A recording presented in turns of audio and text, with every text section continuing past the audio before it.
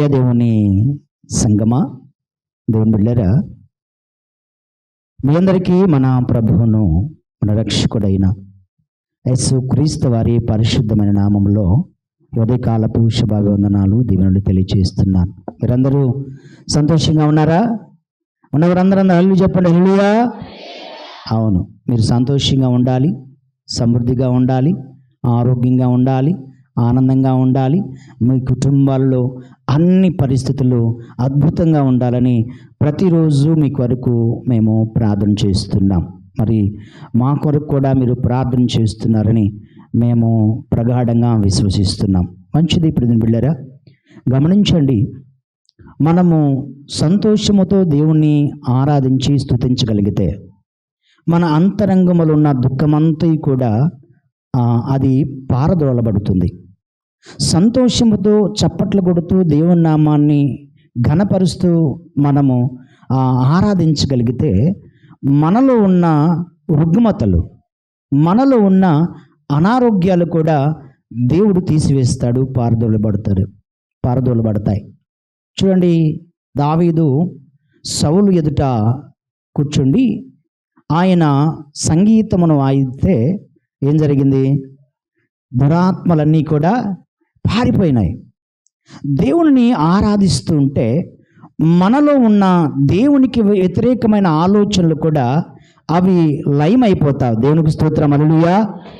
కనుక దేవుణ్ణి ఆరాధించేటప్పుడు, ఆయన స్తుతించేటప్పుడు మాత్రము ఏ ఆలోచన హృదయంలోకి రానియకుండగా మనము అంతరంగముల నుంచి మనస్ఫూర్తిగా తృప్తిగా దేవుణ్ణి ఆరాధించగలిగితే, దేవుణ్ణి స్తుతించగలిగితే మనకి అద్భుతమైన సంతోషాన్ని మన జీవితంలో, మన హృదయంలో దేవుడు నింపుతాడు.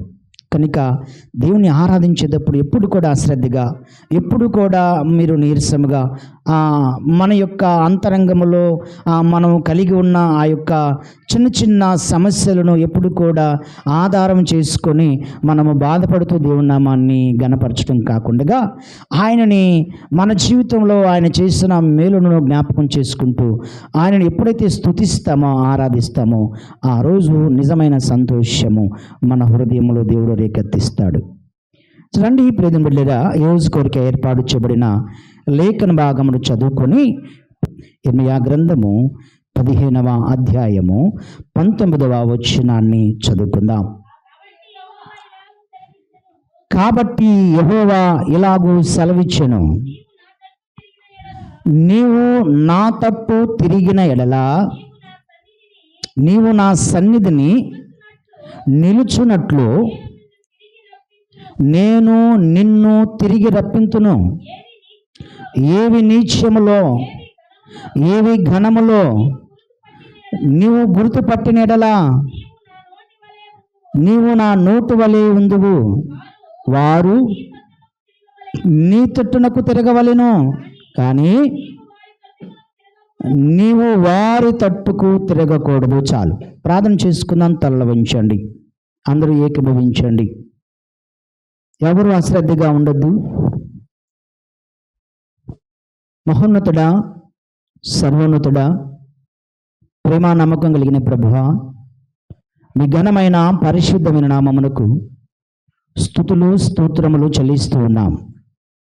ప్రభువా, 2026వ సంవత్సరము 7వ నెల చివరి పునరుద్ధాన ఆరాధనలో మమ్మల్ందరినీ ప్రభువా పాలిభాగస్తులు చేసినందుకు మీ పాదములకు మేము కోటాను కోట్లు స్తుతులు స్తోత్రములు చెల్లిస్తున్నాము. దేవా తండ్రి, గడిచిన ఈ నెలంతయు తండ్రి మీ సురక్షితమైన బలమైన అద్భుతమైన రెక్కల నీడలో మమ్మలను, మా కుటుంబాలను, మా ప్రాంతమును, మా సంఘమును భద్రపరిచి క్షేమమునిచ్చి ఏ కీడు ప్రభువా మా సంఘమునకు కానీ, మా కుటుంబాలకు కానీ, మా ప్రాంతంలో కానీ రానియక మమ్మల్ని తండ్రి క్షేమముతో నిలవబెట్టి పోషించి ఆదరించి ఆరోగ్యమునిచ్చి ఘనపరిచినందుకు మిమ్మల్ని స్తుతిస్తున్నాం, మిమ్మల్ని ఆరాధిస్తున్నాం.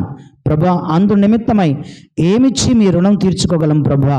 తండ్రి, మీరు మాకు చేసిన మేలుల నిమిత్తము మేము ఎంత ఇచ్చినా అది తక్కువే అవుతుండగా ప్రభా, మేము మా శరీరాలతో మిమ్మల్ని ఆరాధించి స్తుతించి మా శరీర క్రియలతో మిమ్మల్ని మహింపరచాలని ఆశపడుతున్నాం ప్రభా. మీకు వందనాలు, స్తోత్రాలు. ఇంతవరకు ప్రభా నీ బిడ్డలు పాటలతో కీర్తనలతో మిమ్మల్ని స్తుతించి ఆరాధించి ఘనపరిచారు. చదవని లేఖన భాగమును కొద్ది నిమిషములు ప్రభువా మేము ధ్యానించబోతున్నాం, మేము నేర్చుకోబోతున్నాం. తండ్రి, ఈరోజు మాకు ఇచ్చిన ఈ లేఖన భాగమును తండ్రి మేము ధ్యానిస్తూ ఉండగా అందులో నీ సత్యాన్ని మాకు బయలుపరచండి. మీ లేఖనాలను ప్రభువా మాకు తండ్రి అనుగ్రహించమని ప్రార్థన చేస్తున్నాను తండ్రి. మీకు వందనాలు, స్తోత్రాలు. అయా ఇదిగో తండ్రి, ప్రతి ఉదయము ఎట్టి రీతిగా మమ్మలను తండ్రి మీరు ఆదరిస్తున్నారో ఈరోజు కూడా ప్రభువా తండ్రి మీ వాక్యముతో మమ్మల్ని ఆదరించి బలపరిచి వినగలిగిన చెవులను గ్రహించగలిగిన మనస్సులను అయా మీరు మాకు అనుగ్రహించమని మా ప్రభువును మీ ప్రియకుమారుడైన యేసు క్రీస్తు వారి పరిశుద్ధమైన నామములో ప్రార్థిస్తున్నాము తండ్రి, ఆమేన్. ప్రియదేవులారా, చదవబడిన లేఖన భాగము ఇర్మీయా గ్రంథము 15వ అధ్యాయం 19వ వచనాన్ని మనం చదువుకున్నాం. ఈ యొక్క వచనం యొక్క నేపథ్యం ఏమిటి అంటే, తను ఎలా ఇబ్బంది పడ్డాడో, ఎలా ఆయన శ్రమ అనుభవిస్తున్నాడో, ఎలాంటి సమాజం మధ్య నేను పనిచేస్తున్నానో, ఆ సమాజము నన్ను ఎలా ట్రీట్ చేసిందో, వీటన్నిటినీ దేవుని సన్నిధిలో ఆయన ఏం చేస్తున్నాడంటే వివరిస్తూ ఆయన ఒక నిరుత్సాహమైన స్థితిలోకి ఆయన వెళ్ళిపోయినట్లుగా మనము ఈ పై భాగాలు చదివితే మనకు అర్థమవుతుంది. ఈ అధ్యాయం అంతా మీరు చదవగలిగితే ఏముంటుందంటే, ఈ అధ్యాయము ఆ ప్రజలు ఎలా ప్రవర్తించారు, అక్కడ నన్ను ఎలాగూ వారు హింస పెట్టారు, నా పట్ల వాళ్ళు ఎలాగా ప్రవర్తించారు అని దేవుని సన్నిధిలో ప్రార్థన చేస్తూ దేవునికి తెలియచేస్తూ ఆయన ఆ విధంగా మాట్లాడుతున్న సందర్భాన్ని మనం చదువుతాం. అప్పుడు ఆయన చెప్పిన మాటలకు, ఆయన అడిగిన ఆ మాటలకు దేవుని సన్నిధిలో దేవుడు ఏమి సమాధానం ఇచ్చాడో మనం చదువుకున్న ఈ లేఖన భాగం. ఏమంటాడు అంటే, మళ్ళీ ఒకసారి చదవండి, చూడండి. కాబట్టి యెహోవా ఎలాగూ సెలవిచ్చెను, నీవు నా తట్టు తిరిగిన యెడల నీవు నా సన్నిధిని నిలుచున్నట్లు నేను నిన్ను తిరిగి రప్పింతును. ఏవి నిత్యములో ఏవి ఘనములో నీవు గుర్తుపట్టిన యెడల నీవు నా నోటి వలె ఉందువు. వారు నీ తట్టునకు తిరగవలెను కానీ నువ్వు వారి తట్టునకు తిరగకూడదు.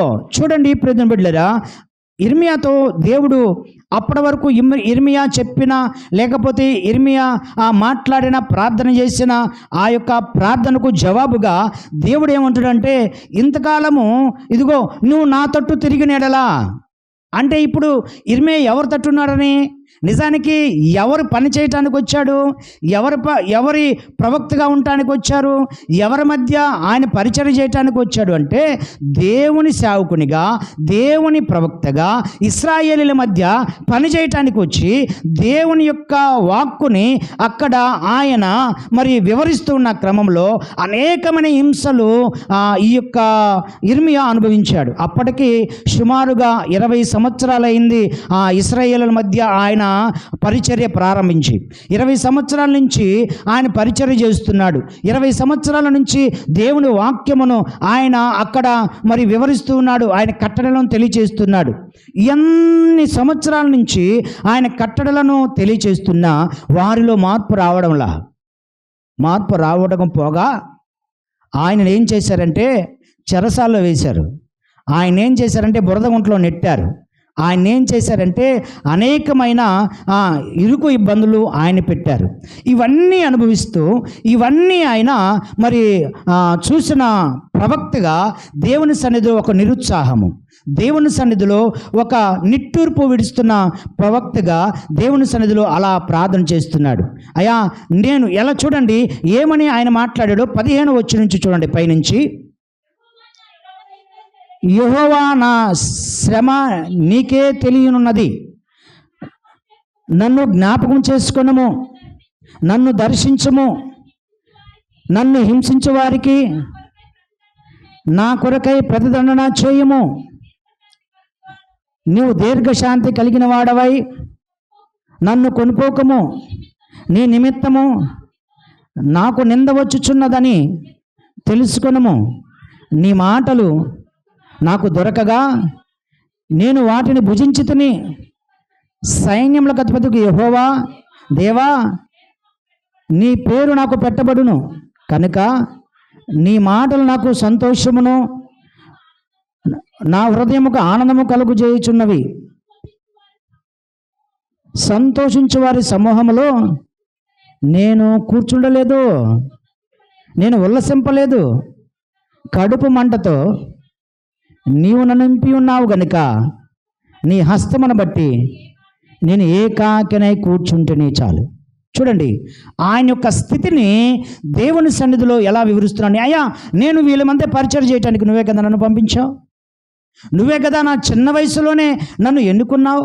నేను అప్పటికేమన్నా అన్నాను, అయ్యా నేను చిన్నవాడిని, బాలుడను, నేను అంత బాధ్యత నేను స్వీకరించలేను, నేను కొనసాగించలేను, నేను చేయలేనంటే నేను నీకు తోడై ఉంటానన్నావు, నువ్వు నన్ను నడిపిస్తానన్నావు.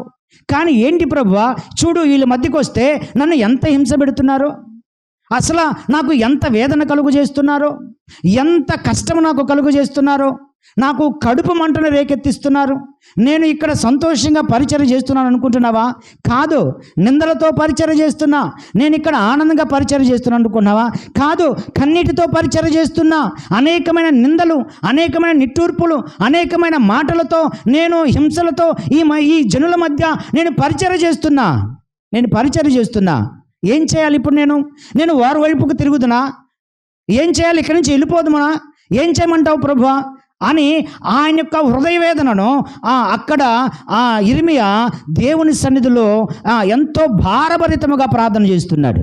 ప్రియమైన బిడ్డలారా, చూడండి, ప్రవక్త దేవుని యొక్క సేవకుడు ఆ సమాజం మధ్య ఎన్ని కష్టాలతో పనిచేస్తున్నాడో చూడండి, ఎన్ని నిందల మధ్య పనిచేస్తున్నాడో చూడండి, ఎన్ని అవమానాల మధ్య పనిచేస్తున్నాడో చూడండి. అలాగని ఆయన ఏమన్నా తప్పుడు బోధించాడా? బోధించలా. ఆయనేమన్నా దేవునికి వ్యతిరేకమైన కార్యములు చేయమని సంఘాన్ని, సమాజాన్ని ప్రోత్సహించాడా? ప్రోత్సహించలా. ఆయన దేవుడు ఏది చెప్పాడో దానినే ఎక్కడ ముఖస్థుతి లేకుండగా, ఎవరిని కూడా ప్రత్యేకంగా ఎంచకుండగా ఆయన వివరిస్తున్న ఆ తరుణంలో జనులు లోబడకుండగా, జనులు ఆయన మాట వినకుండగా, జనులు దేవుని మాటను, దేవుని వాక్యము ఖాతరా చేయకుండగా ధిక్కరించి ఆయనను హింసించి, ఆయనను కొట్టి, ఆయనను తిట్టి, బురదగుంటలోకి నెట్టి, చెరసాల్లో పెట్టి ఇన్ని హింసలు పెడుతున్నా ఆయన ఎక్కడా కూడా పని చేయకుండా మానలేదే. ఈ తరుణంలో నిరుత్సాహంతో, ఇటువంటి పరిస్థితుల్లో దేవుని సేవకుడికి నిరుత్సాహంగా ఏముంటుందండి? ఆలకించండి. చూడండి, ఇర్మియా ప్రవక్త ఇశ్రాయేలీల మధ్య ఎన్ని సంవత్సరాలు పరిచర్య చేశాడంటే 40 సంవత్సరాలు ఇంచుమించు పరిచర్య చేశాడు. కానీ 40 సంవత్సరాల పరిచర్య ఎలా చేశాడంటే నమ్మకంగా చేశాడు. కానీ ఒక్కరు కూడా మారు మనసు పొందలేదండి. ఒక్కరు కూడా దేవుని కట్టడ వైపుకి తిరగలేదండి. చూడండి, కానీ మనము ఆలోచన చేస్తే ఒక వ్యక్తి ఒకరోజు మాత్రమే ప్రకటన చేశాడు, ఒకరోజు మాత్రమే ఆయన మాటలు వివరించారు. ఎవరైనా? యోనా. ఒక్కరోజేనండి, ఒక్కరోజు ఆ యొక్క నినివే పట్టణంలో దేవుని మాటను ప్రకటిస్తే 1,00,000 మందికి పైగా ఏమయ్యారు? మారుమనసు పొందారు. దేవునికి స్తోత్రం, హల్లెలూయా. కానీ చూడండి, ఈయన 40 సంవత్సరాలు చేసిన ఒక్కరు కూడా మారు మనసు పొందలా. ఆయనేమో ఒక్కరోజు పరిచయం చేస్తే 1,00,000 మందికి పైగా మారు మనసు పొందారు. ఇప్పుడు దేవుడు వీళ్ళిద్దరిని ఎలా ట్రీట్ చేస్తాడు? మనమేమనుకుంటామంటే ఒక్కరోజు గొప్ప పరిచర్య చేసిన యోనాని దేవుడు బాగా హెచ్చించుంటాడు. 40 సంవత్సరాలు పరిచర్య చేసిన ఒక్కరిని కూడా మారు మనసు పొందకపోతే ఇర్మియాని ఎలా ట్రీట్ చేసి ఉంటాడో. కానీ మనం అలా ఆలోచన చేస్తాం. కానీ దేవుడు ఎలా ఆలోచన చేస్తాడంటే ఎంతమంది మారారు, ఎంతమంది మారు మనసు పొందారు అనేది తర్వాత చూస్తాడు. ఆయన సేవకుడు ఎంత నిబద్ధతతో పనిచేశాడు, సేవకుడు ఎంత నిజాయితీతో పనిచేశాడు, ఆ సేవకుడు ఆయన యొక్క దేవుని పనిలో ఎంత మరి నిజాయితీ నిబద్ధతతో కూడిన పరిచర్య చేశాడు, ఇది మాత్రమే చూస్తాడు దేవుడు. దేవునికి స్తోత్రం, హల్లెలూయా. తర్వాత ఎవరు మారారు, ఎవరు మారలేదు, ఎంత లాభమో ఆ పరిచర్య ద్వారా దేవునికి ఆ సంఘానికి కలిగింది అనేది తర్వాత. కానీ దేవుడు ఏం చూస్తాడంటే ఆ సేవకుడు, ఆ పనివాడు, ఆ ప్రవక్త ఎంత నిజాయితీతో నిబద్ధతతో నీతితో పని చేశాడు అని చూస్తాడు. 40 సంవత్సరాలండి, ఎక్కడ కూడా దేవుని మాటను ధిక్కరించడానికి ఇష్టపడలేదు, ఎక్కడ కూడా దేవునికి వ్యతిరేకమైన కార్యము చేయటానికి ఆయన పూనుకోలేదు. ఆయనకి శ్రమలు వచ్చినాయి, కష్టాలు వచ్చినాయి, వ్యతిరేకతలు వచ్చినాయి, నిందలు వచ్చినాయి, కన్నీరు విడిచాడు, లేనిపోని నిందలు ఆయన మీద వేశారు, ఆయన కొట్టారు, ఆయన తిట్టారు, ఆయన బురదగుంటలోకి నెట్టారు, చెరసాల్లో పెట్టి ఎన్ని వచ్చినా కానీ ఆయన మాత్రము ఎలా పనిచేశాడంటే చాలా నిజాయితీగా నిబద్ధతతో పనిచేశాడు. దేవునికి స్తోత్రం, హల్లెలూయా, హల్లెలూయా. చూడండి, అటువంటి తరుణంలో ప్రభువా ఏంటి నేను ఇన్ని సంవత్సరాలు ఇంత నిజాయితీతో పనిచేశాను, ఇంత నిబద్ధతతో నీ మాటను చెప్పానే, ఏంటి ప్రభువా ఒక్కళ్ళు కూడా మారలేదు, నేనేం చేయమంటావు, ఇప్పుడు నేను వారి తట్టుకు వెళ్ళదునా లేకపోతే నీ తట్టునే ఉండుదునా అని ఒక నిరుత్సాహ స్థితిలో ఉన్నప్పుడు దేవుడు ఇర్మియాని గద్దిస్తూనే బలపరుస్తూ ఉన్నాడు. గద్దించాడు కానీ బలపరిచాడు. ఏమన్నాడు చూడండి, ఆ యొక్క 19వ వచనము, కాబట్టి యెహోవా ఇలాగూ సెలవిచ్చెను, నీవు నా తట్టు తిరిగినేలా. అంటే ఇప్పుడు ఇర్మియా ఎవరి తట్టు తిరగాలట, దేవుని తట్టు తిరగాలంట. అంటే ఆయన హృదయము దేవుని మీద స్థిరముగా నిలపాలి, దేవుని యొక్క వాక్కు మీద స్థిరముగా నిలపాలి. ఇర్మియా నువ్వు నా తట్టు తిరుగు, నా వైపు తిరుగు, నా మాటలు ఆలకించు, నీకు కలుగుతున్న వేదనలు పట్టించుకోక, నీకు వస్తున్న వ్యతిరేకతలు పట్టించుకోక, జనులు ప్రవర్తిస్తున్న ప్రవర్తనని పట్టించుకోక, నీవు నా మాట మీద ధ్యాస ఉంచు, నా పని మీద ధ్యాస ఉంచు. నువ్వు నా తట్టు తిరిగితే నేను నీ తట్టు తిరుగుతా, మన ఇద్దరం కలిసి ఆ ప్రాంతంలో పని చేద్దాం, ఆ ప్రజల కొరకు పని చేద్దాం, ఆ ప్రజల యొక్క మారు మనసు కొరకు మనము అనేకమైన నియమ నిబంధనలతో కూడిన పరిచర్యను అక్కడ నెలకొల్పుతాం. నువ్వు నా వైపు తిరుగు, ప్రజల వైపు తిరగొద్దు. ఎందుకు తిరగొద్దు అన్నాడు? ప్రజలు లోకం వైపు ఉన్నారు, ప్రజలు పాపం వైపు ఉన్నారు, ప్రజలు దేవునితో పిలువబడిన సేవకులతో కాకుండా వారి సొంతగా ఏర్పాటు చేసుకున్న సేవకుల యొక్క ఆ దుర్బోధ వైపు ఉన్నారు వాళ్ళు.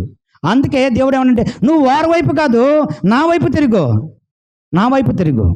నా వైపు తిరిగితే నువ్వు ఎలా ఉంటావు, ఎలా ఉంటావు అన్నాడు. చూడండి, చదవండి, నా వైపు తిరిగి నీవు నా సన్నిధిని నిల్చున్నట్లు నేను నిన్ను రప్పింతును, ఏవి నీచములో ఏవి ఘనములో నీవు. అంటే ఇప్పుడు సమాజంలో ఏవి మంచివో ఏవి చెడువో నువ్వు యోచించగలిగి వాటి రెండింటిని నువ్వు వివరించగలుగుతున్నావు. నీకు ఆ జ్ఞానం ఉంది. తెలీదా నీకు ఏది మంచిదో ఏది చెడుదో తెలీదా? ఏది వాక్యమో ఏది వాక్యము కాదో, ఏది నిజమైన పరిచర్యో ఏది నిజమైన పరిచర్య కాదో, ఏది దేవుని వల్ల పరిచర్య సాగుతుందో, ఏది దేవుని వల్ల కాకుండా సొంత జ్ఞానంతో పరిచర్య సాగుతుందో జనులు వింటున్నారో నీకు తెలియదా? నువ్వు యోచించలేవా? ఘనమైన ఏంటియో నీచమైనది ఏంటిదో ఆ రెండింటిని వ్యత్యాసం చూపించలేవా? ఇర్మియాని అడిగిన ప్రశ్న ఈరోజు దేవుడు సంగమా నిన్ను కూడా అడుగుతున్నాడు. నీకు తెలియదా? సేవకుడు మీ మధ్య ఎలా పనిచేస్తున్నాడో నీకు తెలియదా? సేవకుడు నీ మధ్య ఎలా సంఘాన్ని భద్రపరచడానికో ఆయన పనిచేస్తున్నాడో నీకు తెలియదా? ఏమి మంచో ఏ చెడు, ఏమి బోధిస్తున్నాడో ఏమి బోధించట్లేదో, ఏది మంచిది బోధిస్తున్నాడా చెడుది బోధిస్తున్నాడా, సంఘాన్ని గలిబిలు రేగటానికి బోధిస్తున్నాడా సంఘాన్ని స్థిరపరచడానికి బోధిస్తున్నాడా నీకు తెలియట్లేదా? సంగమా తెలియట్లేదా? అందుకే ఏమన్నట్టు నీకు ఏది మంచిదో ఏది ఘనమైనవో ఏవి నీచములైనవో నీకు అర్థం కావట్లేదా? ఆ సమాజంలో ఆ రోజు ఇశ్రాయేలీయుల సమాజంలో ఇర్మియా పనిచేస్తున్న సమాజంలో ఎలా ఉన్నదంటే పరిస్థితి ఇర్మియా ఏమో దేవుని వాక్యమును ప్రకటిస్తూ ఉంటే అనేకమైన యాజకులు అనేకమైన దేవుని పేరట పిలువబడినని చెప్పుకున్న యాజకులు ఏం చేస్తున్నారంటే అబద్ధాలను వాళ్ళు ఏం చేస్తున్నారంటే ప్రచురం చేస్తున్నారు. ఈ జనులేమో అబద్ధాలకే అట్రాక్ట్ అయ్యి వారి వెంబడి వెళ్తున్నారు. నిజం చెబితే ఎలా ఉంటుంది మీరు చెప్పండి? గద్దింపుతో కూడిన వాక్యం చెబితే ఎలా ఉంటుంది? రేపటి రోజున ఈరోజు విన్నారు నేను గద్దించాను, ఇంటికి వెళ్ళారు. ఏంటి ఈయన, ఏంటి ఇంకా ఏమి లేదా ఈయనకి, ఇంక టాపిక్ ఏం దొరకదా, దాని గురించే చెబుతాడా, నా గురించే. నీ గురించి ఎవరు చెప్పరు, నీ గురించి కాదు, నీకు అది తగిలిందంతే, దేవుడు నీతో మాట్లాడాడంతే.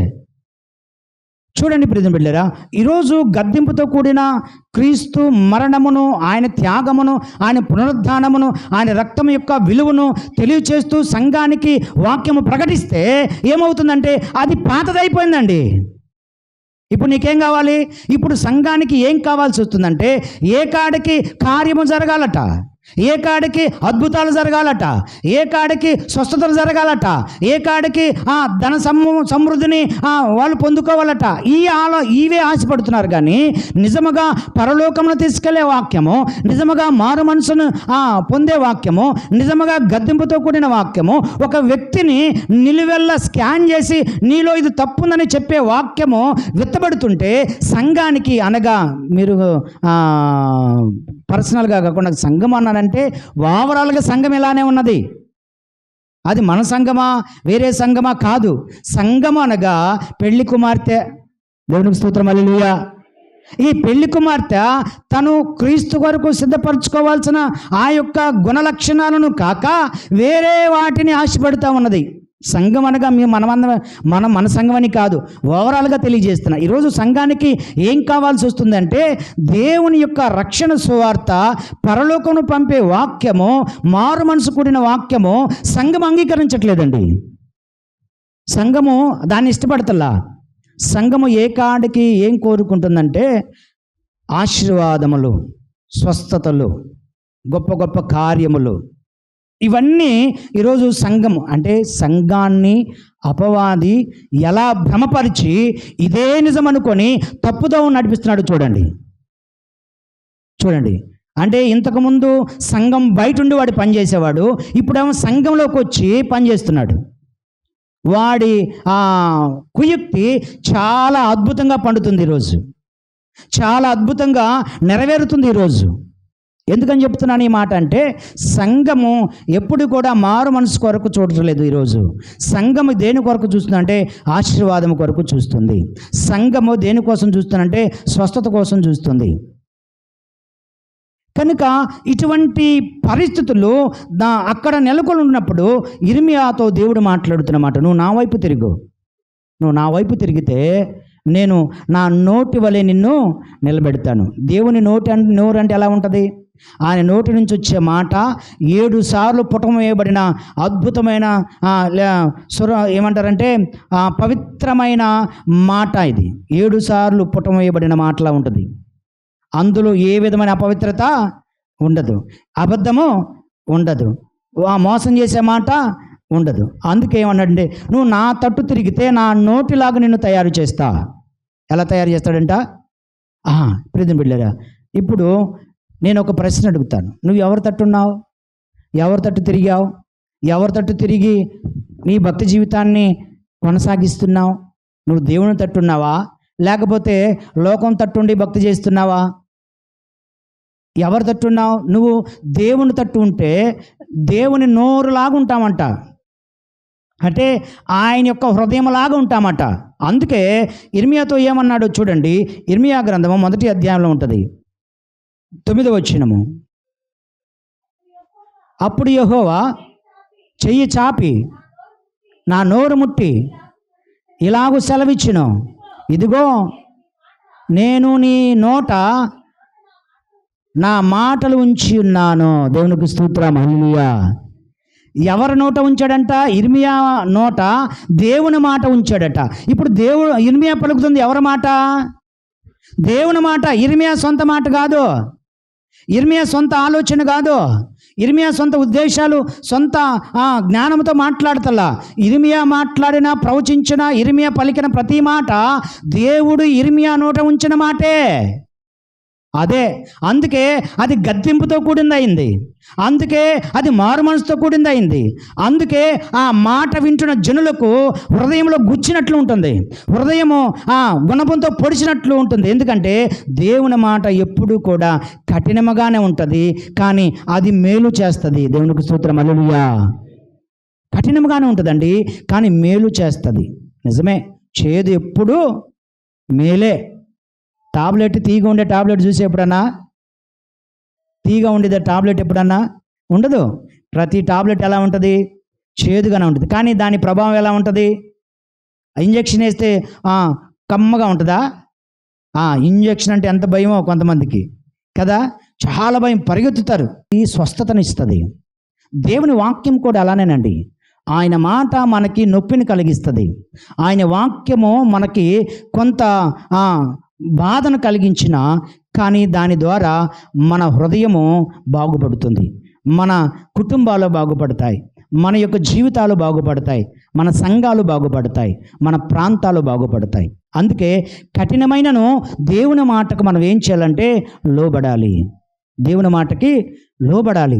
అందుకే ఆయన ఏమన్నాడు తెలుసా? మూడవది ఇర్మియాతో, ఇర్మియా నీవు నా తట్టు తిరగాలి, జనులు మన తట్టు తిరగాలి, జనులు నీ తట్టు తిరగాలి, అంతేగాని నీవు వారి తట్టు తిరగకూడదు. ఇర్మియాతో అన్నాడు, ఇర్మియా జనులు నీ తట్టు తిరగాలి, నువ్వేంటి వాళ్ళ తట్టు తిరుగుతానంటావు? అంటే సంగముగా కూడుకొని క్రీస్తు రక్తంలో కడగబడి రక్షణ అనుభవంతో ముందుకు వెళ్తున్నాం మనము.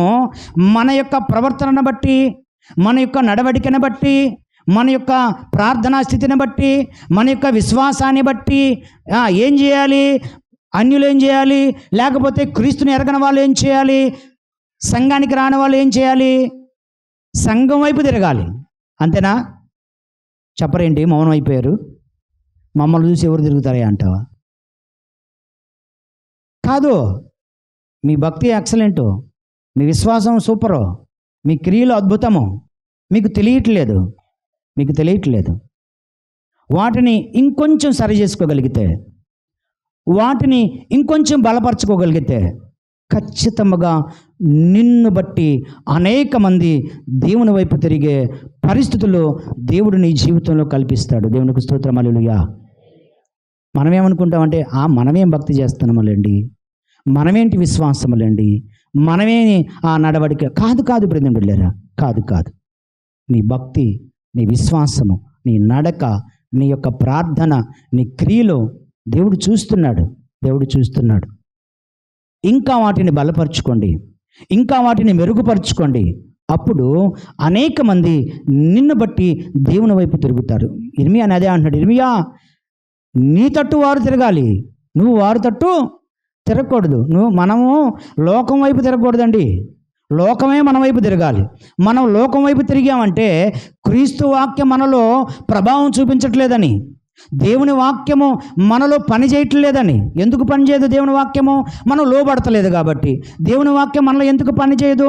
మనం దాన్ని విశ్వసించట్లేదు కాబట్టి. దేవుని వాక్యం ద్వారా మనలో ఎందుకు మార్పు రావట్లేదంటే దేవుని వాక్యముకు ఇవ్వాల్సిన ప్రధానమైన స్థానము మన హృదయంలో, మన కుటుంబాల్లో, మన జీవితాల్లో మనం ఇవ్వడం లేదు కాబట్టి మన జీవితము ప్రభావితంగా లేదు. ఎప్పుడైతే దేవుని వాక్యానికి నువ్వు విలువిస్తావో, ఎప్పుడైతే దేవుని వాక్యానికి లోబడతావో ఖచ్చితంగా నీ జీవితము, నీ ప్రవర్తన ప్రభావంగా ఉంటుంది, అనేక మందిని ఆకర్షించేదిగా ఉంటుంది, అనేక మందికి క్రీస్తుని బయలుపరిచేదిగా ఉంటుంది. అందుకే మనము లోకం వైపు తిరగకూడదు, లోకమే మనం వైపు తిరగాలి. ఇర్మియాతో అదే అన్నాడు, ఈ సమాజము అనగా ఈ యొక్క ఇశ్రాయేలు సమాజము నీ వైపు తిరగాలి. ఇర్మియా నీవు మాత్రము వారి వైపు తిరగొద్దు. ఎందుకు తిరగొద్దు అన్నాడు? వాళ్ళ వైపు 20 సంవత్సరాలు పడిపోయి నువ్వు పరిచర్య చేసిన వాళ్ళు నమ్మలా. 20 సంవత్సరాలు పైబడి నువ్వు నా మాట నువ్వు అక్కడ ప్రకటించినా వాళ్ళు విశ్వసించకపోగా నిన్ను ఇబ్బంది పెట్టారు, విశ్వసించకపోగా నిన్ను నానా ఇబ్బందులకు గురి చేశారు. కనుక నువ్వు వారి వైపు తిరగొద్దు, నా వైపు తిరుగు. నా నోటిగా నిన్ను చేసి నేను ఏం మాట్లాడాలనుకున్నానో వారి ద్వారా మాట్లాడిస్తా. వారు వింటారా, వినరా, మారు మనసు పొందరా, వారి జీవితాలను బాగు చేసుకుంటారా, బాగు చేసుకోరా, నేను వారికి వినిపించాల్సిన మాట నేను వినిపిస్తా. తర్వాత ప్రభా నువ్వు ఎప్పుడన్నా సరే మేమేదో బుద్ధిమాలి, మేమేదో నీ మాట వినక మేమేదో తప్పిపోయామనుకో, మీరు మాకు తెలియజేయొచ్చుగా, మీరు గద్దించవచ్చుగా, మీరు చెవుబొట్టుకొని పిండి నీ మాటలు మాకు వినిపించవచ్చుగా అని వాళ్ళు అంటారేమో. అందుకే ఆయన అన్నాడు, నువ్వు నా తట్టు తిరుగు, నేను నా నోటిగా నీ నుంచి నా మాటలు అట్లా ప్రకటిస్తా, వాళ్ళు నీ తట్టు తిరుగుతారా లేదా అనేది. తిరిగితే వారు రక్షించబడతారు, తిరిగితే వారు క్షేమంగా ఉంటారు. ఒకవేళ తిరగలేదా, వారికి రావాల్సిన న్యాయమైన తీర్పు ఒకరోజు నేను వారి మీద కుమ్మరిస్తా. కనుక నువ్వు మాత్రము నా తట్టు తిరుగు, నువ్వు మాత్రము నాతోనే ఉండు, నా నోటిగా నేను చేస్తా, నా వాక్కుగా నేను చేస్తా అని ఆయన గద్దిస్తూనే ఆయన ఏం చేశాడంటే బలపరిచాడు దేవుడు. రెండవది అపోస్తలుల కార్యాల గ్రంథము 20వ అధ్యాయము 17-18 వచనాలు చూడండి. అతడు మిలేతు నుండి వర్తమానము పంపి సంఘపు పెద్దలను పిలిపించెను. వారు తన యొద్దకు వచ్చినప్పుడు అతడు వారితో ఇట్లా, నేను ఆసియాలో కాలు పెట్టిన దినము నుండి ఎల్లకాలము మీ మధ్య ఎలాగూ నడుచుకుంటునో మీరు ఎరుగుదురు. అంతవరకు చాలు. ఇది పౌలు గారు తన పరిచర్య ఆ ప్రాంతంలో ముగించుకొని ఇక అక్కడి నుంచి వేరే ప్రాంతానికి వెళ్ళబోతున్న క్రమంలో సంఘమును, సంఘ పెద్దలను పిలువనంపించి ఆయన మాట్లాడుతున్న మాట ఇది. ఇది సందర్భం. ఏమంటున్నాడంటే, అయా సంఘమా, సంఘ పెద్దలారా, నేను మీ మధ్య పరిచర్య చేసినప్పుడు నేను ఎలా పరిచర్య చేశానో మీకు తెలుసు కదా. ఎలా పరిచర్య చేశాను? నేనేమన్నా నన్ను నేను గణపరచుకోవడానికి పరిచర్య చేశానా? లేకపోతే నా సొంత కోరికల కొరకు మీ మధ్య పరిచర్య చేశానా? లేకపోతే నా సొంత ఉద్దేశాలను నెరవేర్చుకోవడానికి పరిచర్య చేశానా? మీకు తెలుసు కదా అని ప్రశ్నిస్తున్నారు వాళ్ళని. మీకు తెలుసు కదా ఎంత తగ్గించుకొని పరిచర్య చేస్తున్నానో. మీకు తెలుసు కదా సంఘము కొరకు ఎలా కన్నీళ్ళు విడిచి పరిచర్య చేస్తున్నానో. మీకు తెలుసు కదా సంఘము కొరకు నేను ఎలా పాటుపడుతున్నానో. కారణం ఏంటి? అయ్యో, ఇది క్రీస్తు రక్తముతో, దేవుని రక్తముతో కొనబడిన సంఘము కాబట్టి, ఈ సంఘము రేపు రాకడ కొరకు సిద్ధపడాలి కాబట్టి, సంఘములో ఉన్న చిన్న చిన్న అవరోధాలను, సంఘములో ఉన్న చిన్న చిన్న రుగ్మతలను పారదోలటానికి ఆయన వాక్యమును ప్రసరింపజేస్తూ, ఆయన వాక్యమును వివరిస్తూ, ఆయన వాక్యమును తెలియచేస్తూ, నన్ను నేను సరి చేసుకుంటూ, నన్ను నేను తగ్గించుకుంటూ, నా ప్రవర్తన ఎప్పటికీ మీకు మాదిరిగా ఉండుతూ నేను ఎలా ఏ విధంగా మీ మధ్య పరిచర్య చేస్తున్నానో మీకు తెలియదా అని పెద్ద ప్రశ్న అండి. వాళ్ళకి తెలియదా ఎలా పరిచర్య చేస్తున్నాడో సేవకుడు? మీ మధ్య ఎలాంటి తగ్గింపు జీవితంతో పరిచర్య చేస్తున్నాడో తెలియదా? దేని కొరకు పరిచర్య చేస్తున్నాడో తెలియదా? సంఘమును అంటిపెట్టుకునుండి, సంఘముని కాసుకుంటూ, సంఘం మీదకి ఏ విధమైన గలిబిలి ఆటంకం లేకుండా, ఒకవేళ సంఘములో ఏదైనా చిన్న చిన్న సమస్యలు ఉంటే వాటిని ప్రేమతో గద్దిస్తూ, ప్రేమతో వాటిని పారదోలటానికి ప్రయత్నం చేస్తూ, మీ మధ్య సంఘ క్షేమము కొరకు, సంఘ అభివృద్ధి కొరకు ఎలా సేవకుడు పనిచేస్తున్నాడో మీకు తెలీదా? అదే అడుగుతున్నాడు. తెలీదా మీకు? తగ్గింపుతో కూడిన పరిచర్య ఎలా ఉంటుంది? అందుకే దావీదు కూడా ఎలా అడిగాడో చూడండి. దావీదు ఎలా ప్రార్థించాడో చూడండి. 22వ కీర్తన 6వ వచనం చూడండి. 22వ కీర్తన 6వ వచనం. నేను నరుడను కాను, నేను పురుగును, నరుల చేత ఏదంట హింసించబడిన వాడును, చాలు, నిందింపబడిన వాడును. అయ్యో, నేను ఇశ్రాయేలీల రాజ్యంలో చక్రవర్తిగా ఉన్నానని హెచ్చించుకోలా. నీవే నన్ను రాజుగా సింహాసనం మీద కూర్చొని ఇక నాకు ఎదురేంటి అని హెచ్చించుకోలా. తనను తాను ఘనపరచుకోలా. తనను తాను ఉన్నతమైన స్థితిలో పెట్టుకొని దేవుని సన్నిధిలో మాట్లాడలా. దేంతో పోల్చుకున్నాడంటే పురుగుతో పోల్చుకున్నాడు. అయ్యా, నేను పురుగును, దుమ్ముని, ధూళి వంటి వాడును. చూడండి, దేవుని సేవకుల యొక్క తగ్గింపు పరిచర్య చూడండి. ఇటువంటి తగ్గింపు పరిచర్య ఎవరు ఏ విధంగా చేస్తున్నారో వారిని బట్టి దేవునికి మహిమ కలుగునుగాక. దేవునికే మహిమ రావాలనే తగ్గింపండి. ఘనపరుచుకునే పరిచర్య కాదు. మనల్ని మనము ఘనపరుచుకునే పరిచర్య దేవునికి మహిమ రాదు. మనల్ని మనం తగ్గించుకొని చేసే పరిచర్య ద్వారా దేవునికి మహిమ వస్తుంది. మహిమ దేవునికే రావాలి, సేవకుడికి కాదు, విశ్వాసులకు కాదు, సంఘానికి అంత మాత్రమును కాదు, దేవునికి రావాలి. అందుకే పౌలు గారు అన్నాడు, నేను ఎలా పరిచర్య చేశాను మీ మధ్య, నేను సంఘము కొరకు కన్నీళ్లు విరిచానే అని వీడ్కోలు పలుకులు పలుకుతున్నాడు. ఇక నా ముఖమును మీరు చూడకపోవచ్చు, అంటే ఇక అక్కడి నుంచి వెళ్తే వస్తానో లేదో, ఎందుకంటే యెరూషలేములో నా కొరకు శ్రమ కాచుకొని ఉంది. నేను వెళితే వాళ్ళు నన్ను కొట్టి చంపేస్తారు, అటువంటి శ్రమ నాకు ఉందని నాకు అర్థమవుతుంది. మళ్ళీ తిరిగి మీ మధ్యకు వచ్చి మరలా క్రీస్తుని నేను ప్రకటిస్తానో లేదో తెలీదు. నిజమే, మేము ఇక్కడి నుంచి వెళ్ళిపోయిన తర్వాత మరలా మీ మధ్యకు వస్తామో లేదో తెలీదు, మరలా మీ మధ్య మేము నిలబడతామో లేదో తెలీదు. కానీ ఉన్నంతకాలం మాత్రము దేవునికి మహిమకరంగా పనిచేస్తాం. దేవునికి స్తుతించు, హల్లెలూయా.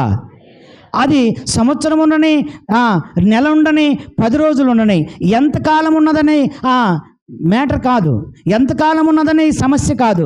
మేము ఉన్నంతకాలము మేము ఎలా పరిచర్య చేశాము, మేము ఉన్నంతకాలము సంఘమును దేని కొరకు సిద్ధపరిచాము, మేము ఉన్నంతకాలము మేము పనిచేసినంత కాలము దేవునికి మహిమకరంగా పనిచేసామా లేకపోతే మా మహిమ కొరకు పనిచేసామా అనేది చాలా ప్రాముఖ్యమైనది.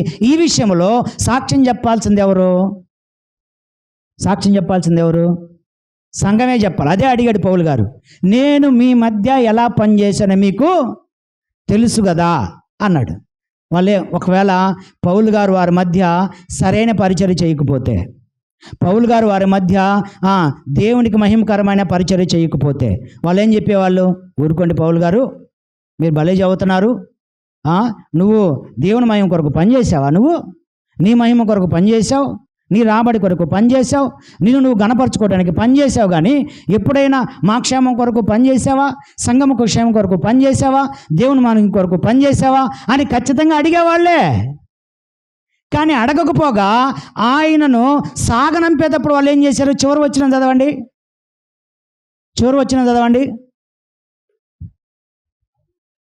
పౌలు మెడ మీద పడి అతనిని ముద్దు పెట్టుకొని వారు ఓడ వరకు అతనిని, అబ్బా ఎంత అద్భుతం అండి, ఎంత అద్భుతమైన పరిచర్య ఆ సమాజం మధ్య, ఆ సంఘం మధ్య పౌలు గారు చేశాడు చూడండి. ప్రియమైన బిడ్డలారా, మేము కూడా ఇక్కడికి వచ్చే ఆ రోజు నేను ముందు వచ్చేసి ప్రార్థన శుక్రవారము, అది మంగళవారం శుక్రవారం జరిపించాల్సిన పరిస్థితి వస్తే నేను ముందు వచ్చేసాను. పాశ్యం గారు అక్కడ వ్యాన్ పెట్టుకొని ఈ వస్తువులన్నీ వ్యాన్లో వేస్తుంటే సంఘం మొత్తం వచ్చి కన్నీరు విడిచి, మీరు వెళ్ళొద్దు, మీరు ఉండండి, ఇంకొక సంవత్సరం పని చేయండి మా మధ్య అని అడిగితే, అవకాశం లేదమ్మా, మమ్మల్ని పంపించమన్నారు, వెళ్ళమన్నారు, మేము వెళ్తాం, ఇంతవరకు మమ్మల్ని మీరు ప్రేమించినందుకు మీకు వందనాలు అని, ఇంతవరకు మమ్మల్ని ఆదరించినందుకు మీకు వందనాలు అని మేము భారభరితమైన హృదయంతో అక్కడి నుంచి వచ్చాం. సంఘమంతా అండి, ఒకళ్ళిద్దరిక సంఘమంతా నిలబడి, స్త్రీలు, పురుషులు, యవనస్తులు, చిన్నబిడ్డలు అందరూ కూడా వారు కన్నీటితో, కానీ చాలామంది నిజమే పాస్టర్ గారు వెళ్ళాలండి, పిల్లలు పెద్దవాళ్ళు కదా, మీరు వాళ్ళ చదువులు మరి చూసుకోవాలి కదా అని అంటూనే వారు ద్రవించిన హృదయాలతో అక్కడి నుంచి మమ్మల్ని సాగనంపారు. భారభరితమైన హృదయాలతో మమ్మల్ని అక్కడి నుంచి సాగనంపారు. మరి రేపు మీరు ఎలా సాగనంపుతారో కదా, నాకు తెలుసు మీరు కూడా అలానే మంచి హృదయంతో మమ్మల్ని సాగనంపుతారని. ఎందుకంటే మాకు ఆ యొక్క ధైర్యం ఉన్నది, ఎందుకంటే మేము దేవుని మహిమ కొరకు పనిచేస్తున్నామనే ఒక ధైర్యం మాకున్నది. అవును అన్న వాళ్ళందరూ హల్లెలూయా చెప్పండి, హల్లెలూయా. నిజమే, మేము దేవుని మహిమ కొరకు, సంఘక్షేమమే మాకు ముఖ్యము, సంఘ క్షేమము కొరకు మేము నష్టపోవటానికైనా, సంఘ క్షేమము కొరకు మేము వెనకడుగు వేయటానికైనా మేము ఎప్పటికీ సిద్ధమే. మేము ఎక్కడున్నా, ఎటువంటి పరిస్థితుల్లో ఉన్నా సంఘము బాగుండాలి, సంఘము సంతోషంగా ఉండాలి, సంఘము అభివృద్ధి పడాలి, సంఘములో విశ్వాసులందరూ కూడా సంతోషముతో, ఆనందముతో, ఇష్టపూర్వకంగా దేవుని ఆరాధించుటకు ఆయన సన్నిధికి, ఆయన ఆలయముకు రావాలి. ఇది మా కోరిక, ఇదే మా కోరిక. అది తప్ప మేము హెచ్చించబడాలని, ఎందుకంటే మేము హెచ్చించబడాలా, మేము పోషించబడాలా అనేది ఆయన చూసుకుంటాడు. మాకు ఏ స్థితి ఇవ్వాలి, ఎక్కడ ఇవ్వాలి, ఏంటి అనేది ఆయన చూసుకుంటాడు. మేము ఏ స్థితిలో ఉన్నా, ఏ పరిస్థితుల్లో ఉన్నా మేము ఆయనను ప్రకటించడం మానుకుంటామా? లే, ప్రకటించం మానుకోం. కష్టమైనా, వ్యాధి అయినా, వేదనైనా, బాధ అయినా, ఇరుకు ఇబ్బంది అయినా, లేమి అయినా, ఏదైనా ఆయనను ప్రకటించడం మాత్రం మానుకో. ఎందుకంటే మేము నిబంధన చేసుకున్నాం ఆయనతో. దేవునికి స్తోత్రం. అన్ని పరిస్థితులు బాగున్నప్పుడే వాటిని విడిచి మిమ్మల్ని ప్రకటిస్తాం ప్రభు, అది కూడా మా తల్లి సంఘంలోనే ప్రకటిస్తామని నిబంధన చేసుకొని వచ్చాం. కనుక మేము సంఘక్షేమమే మాకు ప్రాముఖ్యం, సంఘమే మాకు ప్రాముఖ్యం. ఎందుకంటే సంఘమే నిత్యం ఉండేది. వ్యక్తులు వస్తూ ఉంటారు, పోతూ ఉంటారు. మీలాంటి వాళ్ళు, నాలాంటి వాళ్ళు సంఘంలోకి వస్తూ ఉంటారు, పోతూ ఉంటారు. వచ్చేవాళ్ళు ఒక రకంగా, పోయేవాళ్ళు ఒక రకంగా కదా. సంఘం నుంచి పోయేవాళ్ళు ఏం మాట్లాడతారు? వెళ్ళిన తర్వాత సంఘాన్ని విమర్శించేవాళ్ళు లేకపోలేదు. వెళ్ళిన తర్వాత సంఘంలో నానా రకాలు, ఆ సంఘం గురించి బయట నానా రకాలుగా దుర్బోధలు, ఆ యొక్క వార్తలు స్ప్రెడ్ చేసేవాళ్ళు లేకపోలేదు. కానీ సంఘంలో ఉన్నప్పుడు మేలు అనుభవించారు, సంఘంలో ఉన్నప్పుడు దేవుని వాక్యమును చాలా అద్భుతంగా విన్నారు. కానీ సంఘం నుంచి బయటికి వెళ్ళిన తర్వాత మాత్రము సంఘం మీద నానా రకాలుగా లేనిపోని ఆ వార్తలు స్ప్రెడ్ చేసేవారు లేరంటారా? ఉన్నారు. ఇట్లాంటి మాట్లాడితేనే నిన్ను తిడతన్నారా అంటున్నారు బయట. కానీ నాకేమో నిలబడ్డాక ముఖస్థుతి ఉండనే ఉండదు. ఏమైనా అనుకోనియండి, తిట్టనియండి, నిందలు వేయనియండి, నానా రకాలుగా ఏదైనా అనుకోనియండి, నాకు అనవసరం. ఇక్కడ నిలబడ్డది నేను ఏంటంటే సత్యము చెప్పటానికి, నిజం చెప్పటానికి నిలబడ్డాను. అది చెప్పని రోజు ఖచ్చితంగా దేవుని మాట కదా నేను చెబుతుంది, నా మాట అక్కడ చెప్పబడుతుంది. అప్పుడు దేవునికి మహిమ రాదు, ఎవరికి మహిమ వచ్చింది? కనుక నేను నిలబడ్డప్పుడు ఎవరేమనుకున్నా సత్యాన్నే మాట్లాడుతాను. ఏం జరిగినా, ఆ తర్వాత ఏం జరిగినా దానికి పూర్తి బాధ్యత నాదే, కానీ సత్యమే చెబుతాను. ఎందుకంటే ప్రియమైన బిడ్డలారా, మనకి సంఘ క్షేమము ప్రాముఖ్యము, వ్యక్తుల క్షేమము ప్రాముఖ్యము కానే కాదు, సంఘమే ఉండాలి. కనుక ప్రియమైన బిడ్డలారా, చూడండి, ఈ యొక్క పౌలు గారు అక్కడ పరిచర్య చేసిన ఆ యొక్క రోజులన్నిటినీ కూడా జ్ఞాపకం చేసుకుంటూ పెద్దల మధ్య ఆయన సొంత సాక్ష్యాన్ని అక్కడ తెలియచేస్తున్నాడు. నేను మీ మధ్య ఎలా పరిచర్య చేశానో మీకు తెలుసు కదా, మాదిరిగా నేను మీ అందరికీ మాదిరిగా ఉండి నేను పరిచర్య చేశాను. నిజమే, మనందరం కూడా అనేక మందికి మాదిరిగా ఉండాలి. మూడవది చూడండి, మత్తయి సువార్త 7వ అధ్యాయము 24 నుండి 2 మాటలు చూడండి. కాబట్టి ఈ నా మాటలు విని వాటి చొప్పున చేయు ప్రతివాడును బండ మీద తన ఇల్లు కట్టుకొనిన బుద్ధిమంతుని పోలియుండును. వాన కురిసెను, వరదలు వచ్చెను, గాలి విసిరి ఆ ఇంటి మీద కొట్టెను, గాని దాని పునాది బండ మీద వేయబడిన గనుక అది పడలేదు. మరియు ఈ నా మాటలు విని వాటి చొప్పున చేయని ప్రతివాడు ఇసుక మీద తన ఇల్లు కట్టుకొనిన బుద్ధిహీనుని పోలియుండును. చాలు. ఎందుకు ఆయన బండ మీద ఇల్లు కట్టి, ఇసుక మీద ఇల్లు కట్టని ఆయన చెప్పాడంటే, యేసుక్రీస్తు ప్రభు వారి పరిచర్య చేస్తున్న ఆ రోజుల్లో ఆయన ఏ వాక్యము చెప్పినా, ఏ ఉపమానం చెప్పినా ఆయన ఎలా చెప్పేవాడు అంటే, ఆ ప్రాంతంలో ఉన్న ఆర్థిక, రాజకీయ, సామాజిక, భౌగోళిక స్థితులను బట్టి చెప్పేవాడు ఆయన. ఈ బండ మీద ఇల్లు, ఇసుక మీద ఇల్లు ఎందుకు చెప్పాడంటే, ఈ యొక్క చూడండి, ఈ పాలస్తీనా ప్రాంతంలో 75% కొండలుంటాయి. 75% కొండలుంటాయి. ఈ కొండలు ఉన్న ఈ ప్రాంతం కనుక వర్షం పడినప్పుడు ఆ కొండల మీద నుంచి ఆ యొక్క నీరు చాలా ఒరవడిగా కిందకి వచ్చేస్తుంది. చాలా ఒరవడిగా వచ్చుతుంది. తర్వాత ఈ నది యోర్దాను నది సంవత్సరం అంతా పారేది. ఈ యోర్దాను నది పక్కన అటువైపు ఇటువైపు కానీ ఈ కట్టలు ఇసుకతో వేసి ఉండయి. ఈ నది సంవత్సరం అంతా పారుడు ద్వారా ఈ ఇసుక ఏమైందంటే కోసుకొని పోతూ ఉంటుంది. అందుకని ఈ నది పక్కన కట్టిన ఇళ్ళు ఆ నది పారుడు ద్వారా ఆ కోసుకోడు పోవడం ద్వారా ఏమైపోతాయంటే పడిపోతాయి. అక్కడేమో కొండ పక్కన కట్టిన ఆ ఇళ్ళు స్థిరమైన పునాది వేయకుండా కడితేనేమో ఆ వర్షం పడ్డప్పుడు ఆ నీటి ఒరవడితో ఆ ఇల్లు కొట్టుకుపోతాయి. ఈ విషయాలు అక్కడున్న ప్రజలకు బాగా తెలుసు. అందుకే వారికి బాగా అర్థం అవ్వాలని ఈ ఉపమానం వారికి చెప్పారు ఆయన. అయ్యా, మీరు ఆ కొండ పక్కనే ఇల్లు కట్టేటప్పుడు ఎలా కడతారు? బండ మీద స్థిరమైన పునాది వేస్తారు. లేకపోతే అందులోంచి వస్తున్న నీరు మీ ఇంటిని తుడిచిపెట్టుకొని పోయింది కదా. ఆ విధంగానే ఈ నది పక్కన ఇసుక మీద కట్టే ఇల్లు ఎలా కోసుకొని పోయి ఆ ఇల్లు పడిపోతుంది కదా. కనుక నా మాట విన్నవాడేమో ఆ బండ మీద ఇల్లు కట్టినవాడు, మాట వినవాడేమో ఆ నది పక్కన ఇసుక మీద ఇల్లు కట్టినవాడు అని చెప్పాడు. అప్పుడు వాళ్ళకి బాగా అర్థమైపోయింది, అరే నిజమే కదా, మన ఇల్లు ఆ కొండ పక్కనే స్థిరమైన పునాది లేకపోతే గట్టి పునాది, బండలో ఆ పునాది వేయకపోతే ఊరకనే పడిపోయేది కదా. అంటే ఈయన మాట వినకపోతే అలా అయిపోతామా? ఆ మాట వింటే అలా నిలబడతామా? ఒకవేళ మాట వినకపోతే ఆ నది పక్కన కట్టిన ఇల్లు ఇసుక కోసుకుపోయి ఎలా ఊరికనే కూలిపోయిందో మాట వినకపోతే అలా అయిపోతామా?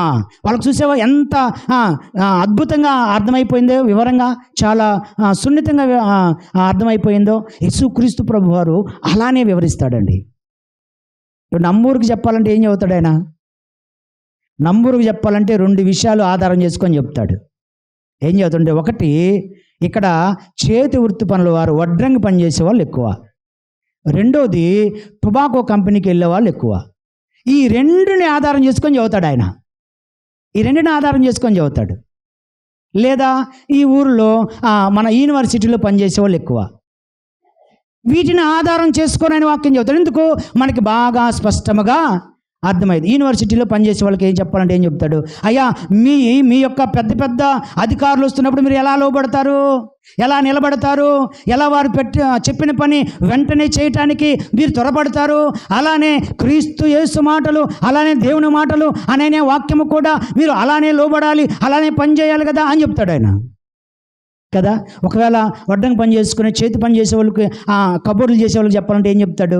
అయ్యా, మీరు చిన్న నూలుపోగు కూడా ఎంత కరెక్ట్గా కొలతేసి చెప్తారు. ఎక్కడ చేసిన తర్వాత ఎక్కడైనా చిన్న తప్పు ఉంటే మరలా తీసిద్దాం, మళ్ళీ సరి చేస్తాడు. మరి మీ జీవితాలు అలా సరి చేసుకోరా? మీరు ప్రవర్తన అలా సరి చేసుకోరా అని వాళ్ళతో అలా ఉచ్చరించి మాట్లాడతాడు. ఒకవేళ లేదు, మన టొబాకో కంపెనీకి వెళ్ళే వాళ్ళకి చెప్పాలంటే ఏం చెప్తారు? అయ్యా, మీరు అక్కడికి వెళ్ళి ఏం చేస్తారు? గ్రేడ్ చేస్తారు కదా. 3, 4 ఏముంటుంది కదా, నంబర్లు విడదీస్తారు కదా. మరి మొదటి నెంబర్కి విలువ ఎక్కువ కదా. మొదటి నెంబర్కి ఏంటంట, లాస్ట్ నెంబర్కి విలువ తక్కువ కదా. కనుక మీరు మొదటి నెంబర్ లాగా ఉండాలని నేను కోరుకుంటున్నాను. చూసారా? అలా ఇక్కడ ఈ పాలస్తీనా, ఈ యోర్దాను నది, ఈ కొండలు, ఆ బండ మీద ఇల్లు కట్టువాడు లేదా ఇసుక మీద ఇల్లు కట్టువాడు అనే ఈ యొక్క సందర్భాన్ని యేసుక్రీస్తు ప్రభువారు వాళ్ళకి ఎందుకు చెప్పాడంటే, అక్కడ భౌగోళిక పరిస్థితులు అలా ఉన్నాయి కాబట్టి దానిని ఆధారం చేసుకొని వారికి చెప్పాడు. నా మాట వింటే. ఎవరి మాట వినాలంట? వింటున్నావా? దేవుని మాట వింటే మీరు కూడా ఎలా ఉంటారు అంటే, బండ మీద ఇల్లు కట్టినవాడు ఎలా స్థిరంగా ఉంటాడో. కానీ ఆ ఇంటి మీదకి గాలివాన వచ్చిందా రాలేదా? వచ్చింది. ఆ ఇంటి మీదకి గాలివాన వచ్చింది, నీరు వచ్చింది. అంటే శ్రమలు వస్తాయి, కష్టాలు వస్తాయి, బాధలు వస్తాయి, వేదనలు వస్తాయి, నిందలు వస్తాయి, నిట్టూరు అన్నీ వస్తాయి. కానీ మీరు మాత్రం పడిపోరు, స్థిరంగా నిలబడతారు. దేవునికి స్తోత్రం, హల్లెలూయా. ఎప్పుడు నిలబడతారంటే ఎప్పుడైతే దేవుని మాటకు లోబడి దేవుని మాట వింటారో. అసలు దేవుని మాట వినేవాడు ఎలా ఉంటాడు, విననవాడు ఎలా ఉంటాడు అని మనం సింపుల్గా అర్థం చేసుకోవాలనుకుంటే, మొదటి కీర్తనల గ్రంథంలోకి వెళ్ళి 3, 4 వచనాలు చదవండి. 3-4 వచనాలు, 3-4 వచనాలు. ఎంతసేపా? అతడు నీటి కాలవల యోరన నాటబడినదై ఆకువాడక తన కాలమందు ఫలమిచ్చు చెట్టు వలె. అంటే దేవుని మాట వినేవాడు ఇలా ఉంటాడు. ఇంకా నేను వివరించిన సమయం అయిపోయింది. దేవుని మాట వినవాడు తన కింద చదవండి. దుష్టులు అనగా దేవుని మాట వినవారు అలాగా ఉండక, ఎలాగుండక, తన కాలమందు ఫలమిచ్చే చెట్టు వలె ఉండక, ఏదంట గాలికి చెదరకొట్టు. ఎటు కొడితే అటేనండి గాలి, ఎటు కొడితే అటే, ఇటు కొడితే ఇటు, అటు కొడితే అటు. గాలికి అంటే వారికి ఒక ఆధారం ఉండదు, ఒక స్థిరమైన స్థలం ఉండదు, ఒక స్థిరమైన మనస్తత్వం ఉండదు, ఒక స్థిరమైన ఆలోచన ఉండదు, ఒక స్థిరమైన పని చేయాలని ఉద్దేశం ఉండదు, ఒక స్థిరమైన సంఘము ఏముండదండి. ఎటు గాలి కొడితే అటే. ఎందుకు? వాడు దేవుని మాట వినేవాడు కాదు. దేవుని మాట వినేవాడు అంటే స్థిరంగా ఒక చోట నిలబడతాడండి, స్థిరంగా ఒక చోట నిలబడతాడు. వాడు తన కాలమందు, అంటే నీ జీవితంలో నీ ప్రార్థనకు జవాబు రావాలంటే తన కాలమందు ఫలం ఇచ్చు. అంటే సమయం రావాలండి, సమయం రావాలి. సమయం వచ్చినప్పుడు దేవుని కార్యం జరిగిద్ది. ఇంకా సమయం కోసం ఎదురు చూసే నిరీక్షణ నీకు లేకపోతే అప్పుడు నువ్వు తీసుకునే స్టెప్ ఏంటి? నెక్స్ట్ వేరే సంఘానికి, నెక్స్ట్ వేరే ప్లేస్కి, నెక్స్ట్ వేరే చోటకి. కానీ దేవుడు ఏమన్నా అంటే స్థలం కాదు, నీ విశ్వాసం ప్రాముఖ్యము. స్థలం కాదు, నీ నమ్మకం ప్రాముఖ్యము, నీ నమ్మకం ప్రాముఖ్యం. అందుకే మాట వినివాడేమో తన కాలమందు ఫలమిచ్చు చెట్టు వలె ఉంటాడు. మాట విననివాడు గాలికి కొట్టుకుపోయే పొట్టు వలె. జాగ్రత్త. చివరి ప్రశ్నతో నేను ముగిస్తున్నాను. నీవు తన కాలమందు ఫలమిచ్చే చెట్టు వలె స్థిరముగా ఆయన మీద విశ్వాసం కలిగి ఉండాలనుకుంటున్నావా? లేకపోతే ఈ గాలికి కొట్టుకుపోయే పొట్టు వలె నువ్వు స్థిరమైన పునాది లేకుండా అటు ఇటు తిరగాలనుకుంటున్నావా? దేవుని మాట వింటే స్థిరంగా ఉంటావు. వినటానికి కార్యము జరిగించడానికి చాలా తేడా ఉందండి. యాకోబు పత్రిక 1వ అధ్యాయము 22వ వచనం చూడండి. యాకోబు పత్రిక 1వ అధ్యాయము 22వ వచనము. అమ్మా, మీరు వినువారు మాత్రమై ఉండి మిమ్ములను మీరు మోసపుచ్చుకొనకుండా వాక్య ప్రకారము కాదండి. ఊక వింటడమే మాత్రం కాదండి. వినటం నువ్వు ఉంటావేంటి? బయట ఉన్న వాళ్ళు కూడా వింటున్నారు. ఇప్పుడు బయట ఉన్న వాళ్ళు కూడా వింటున్నారు. వినటం ప్రాముఖ్యం కాదు, విని ఆ వాక్య ప్రకారంగా ప్రవర్తించే వారమై ఉండాలట. అది వినటం అంటే కదా. నీ కొడుకుతో అంటావు కదా, నీ కూతురుతో ఎన్నిసార్లు చెప్పినా వినవేంటి అంటే వాళ్ళకి చెవుడనా? కాదు, వాళ్ళకి వినపడుతుంది కానీ నువ్వు చెప్పినట్లు ప్రవర్తించట్లా. అందుకే ప్రకటన గ్రంథంలో ఏముంటుంది? ఆత్మ చెప్పు సంగతులు అంటే మనందరికి చెవులు లేవనా? కాదు. ఇక్కడ వినటం వేరు, విన్నట్లు ప్రవర్తించటం వేరు. ఎవరైతే విన్నట్లు ప్రవర్తిస్తారో వారే నిజముగా విన్నట్లు. విని ప్రవర్తించిన వారు విననట్లు. వారికి అర్థం కాల, వారికి వినపడినా వాళ్ళు త్రోసివేశారు. కనుక దేవుని సంగమా, వినటం కాదు, విన్న మాటను, విన్న వాక్యమును నీ జీవితంలో నీవు కార్యరూపం దాల్చే ఆ యొక్క స్థిరమైన ఆ భక్తిని, విశ్వాసాన్ని మనమందరము కలిగి ఉండాలని దేవుడు ఈరోజు మనలను ఈ రీతిగా ప్రోత్సహిస్తున్నాడు. దేవుడు ఈ మాటలను దీవించి ఆస్వాదించునుగాక. ఆమేన్.